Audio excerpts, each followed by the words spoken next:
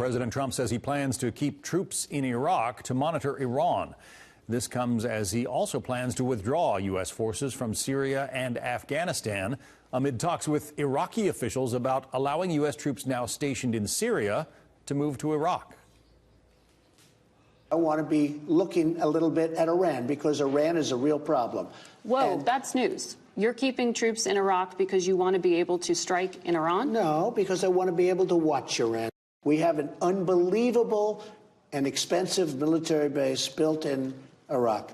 It's perfectly situated for looking at all over different parts of the troubled Middle East. We're going to keep watching, and we're going to keep seeing. And if there's trouble...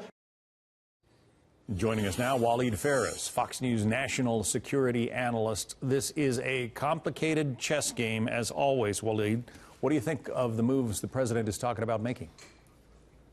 These moves are taking place, as you said, John, in a very complicated geopolitical situation. But let's try to simplify it. In Iraq, it makes all sense that the United States will maintain a base, a presence, not just to monitor Iran. Let me add one thing that the president may not have said for political reasons, to deter Iran. So the Iranian regime will know that we are present just next door.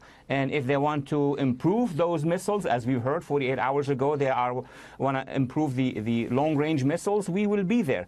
But at the same time, we have to be very careful, because the Iranians have assets inside Iraq. They have militias, they have people inside government. So we want to make sure that we have allies at the same time, such as the Kurds, the Sunni moderates, the Shia moderates. That's why it is complicated.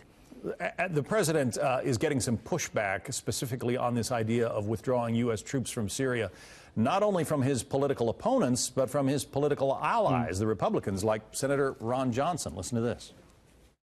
And I think it'd just be tragic if we bugged out, left the Kurds, who by and large have done the fighting and defeated the ISIS caliphate, the territorial caliphate and ISIS, if we just abandoned them to the mercies, and I use that term loosely, of Russia and Iran and possibly Turkey, it would just be unconscionable. So again, I think Republican senators are sending a very strong signal to the president.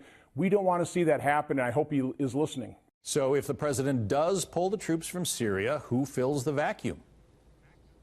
That's the greatest idea that we need to discuss, but very quickly. I think there is a misunderstanding and there is a missing link between what the president is stating, that is, we need to leave, and he's right. There's an American majority that wants that to happen, and those in his own party or in Congress who say, but if we leave, we are going to abandon our allies. But what we can do basically is prepare our allies and also get into the scene some regional forces before we leave. So we leave after we organize ourselves and our allies, making sure that they are protected. That should be the U.S. policy that would make more sense inside Syria. So do you think that by essentially threatening to leave, the president is sort of trying to strong-arm the Saudis and the Egyptians and some of the other nations in the neighborhood to step up and fulfill a defensive role there?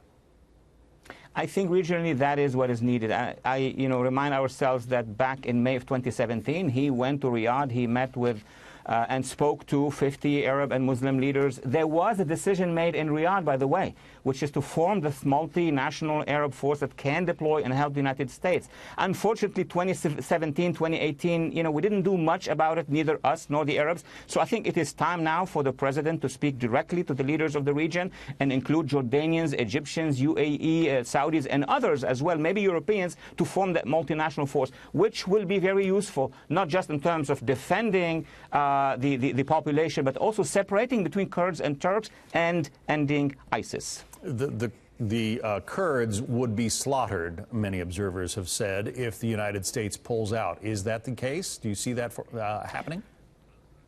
Mathematically speaking, yes. I mean, if the Kurds, as they are right now, are left, and let's suppose next week we will leave, of course there will be 2 or 3 armies that are going to move in. You're going to have the Iranians, the Assad regime, and the Turks at the same time. It will be like Poland divided between all these forces. But if we have a multinational force instead, and if we have a better organized and better disciplined force inside the Kurdish areas with the other minorities, that would be deterrent. And we keep a base in Iraq on top of that to send signals to everybody who want to have an appetite about the Kurds. If we have that architecture, I think no one will dare advancing. Walid Phares, our Fox News national security analyst.